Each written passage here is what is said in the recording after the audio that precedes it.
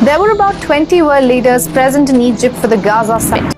But one leader caught everyone's attention. Indonesia's Prabowo Subianto was the only leader from Southeast Asia to be invited for the summit. The obvious question here is, why is an island country being made guarantor of peace in a faraway land?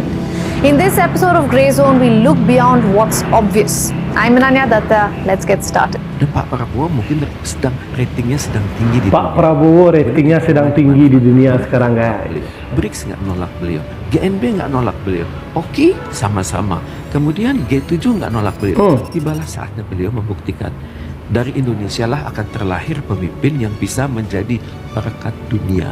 Mungkin tidak seprogresif Indonesia tapi baru jadi setahun, perekat 2 tahun dunia, begini gitu loh. katanya. Ini suatu modal. Tentunya modal beliau kalau dilakukan secara bahasa Sundanya tuh punten ya. Ada sampurasun di sini, rampes. Kita punya pepatah ya. Jika racak ninggang batu, laun-laun jadi legok. Nah, paham dan ngerti. Kita sama-sama persib. Jadi kalau air itu kalau batu seberat apapun, sedahsyat apapun, kalau dijatuhi air secara terus-menerus dari atas, itu bolong juga. Jadi sekaranglah peranan Pak Prabowo berperan sebagai tokoh dunia yang diterima di banyak kawasan, dan beliau itu membuktikan kualitas dirinya sebagai integrator, sebagai komunikator, dan sebagai penyambung antar kawasan. Ini kita bisa lakukan dengan baik, didukung oleh masyarakat Indonesia bersama beliau, itu kita bisa benar-benar menjadi qualified middle power. Juga yang agak menyenangkan, kalau saya agak senang gitu ngelihat kalau Pak Prabowo ke luar negeri, itu membuat pride kita tuh naik. Dia berpidato sendiri dengan lancar, menyatakan dirinya saya pemimpin Indonesia. Pak Mahmud merasa bangga melihat Presiden Prabowo aktif melakukan kunjungan luar negeri dan menjalin hubungan dengan pemimpin-pemimpin besar dunia gitu. Saatnya Indonesia pegang kendali. Saya mau ini, oke. Itu berhadapan tatap mata dengan presiden manapun dia bisa. Gitu. Ada pride bangsa kita. Iya, saya bangga juga. Iya. Lebih bangga daripada melihat PSSI gitu kalau. Dari kacamata Pak Mahmud, tapi kalau dari kacamata penggila bola agak lain, Pak.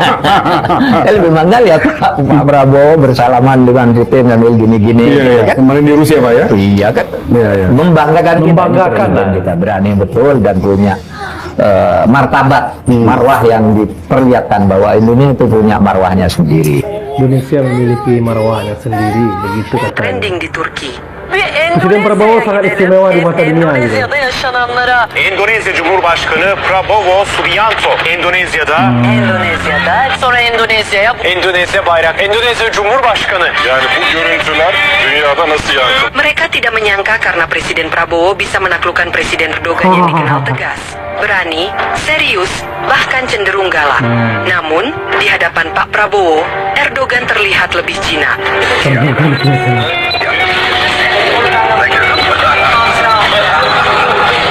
Presiden Erdogan berkali-kali dalam berbagai momen merangkul dan memeluk Pak Prabowo, seakan tidak ingin berpisah.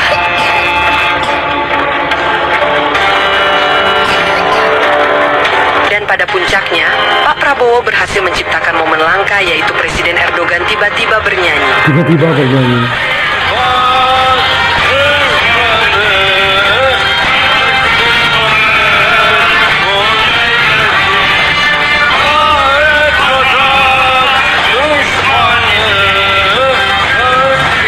Sontak, hampir seluruh mediator Turki kaget.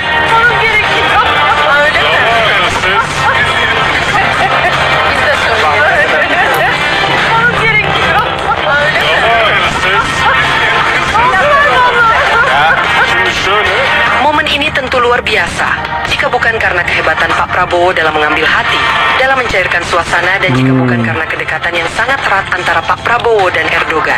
Erdogan mana sudi bernyanyi di hadapan Pak Prabowo. Wah, luar biasa ya presiden kita. Luar biasa ya presiden kita.